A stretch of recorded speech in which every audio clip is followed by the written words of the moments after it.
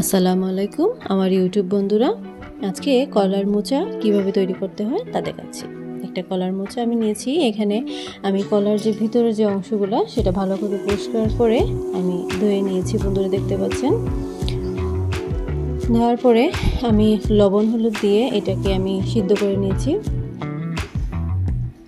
Half সিদ্ধ করব। করার পরে এটা আমি ব্লেন্ডার করব। কেউ কেউ ব্লেন্ডার করতে পারেন, কেউ কেউ আবার ভালো করে নাইফ দিয়ে কাটলেও হয়, কিন্তু আমি এটা একটু মজাদার করার জন্য সেটা আমি ব্লেন্ডারে ব্লেন্ড করে ফেলেছি। তো পাটায় পিষেও আপনারা করতে পারবেন। তো এখানে আমি একটা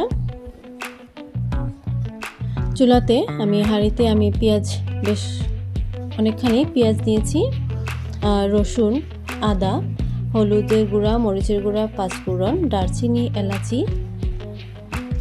দিয়েছি।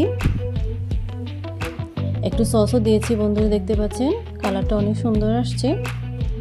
এখানে বন্ধুরা আমি একটু জিরার গুঁড়ো দিয়েছি, তেজপাতা দিয়েছি।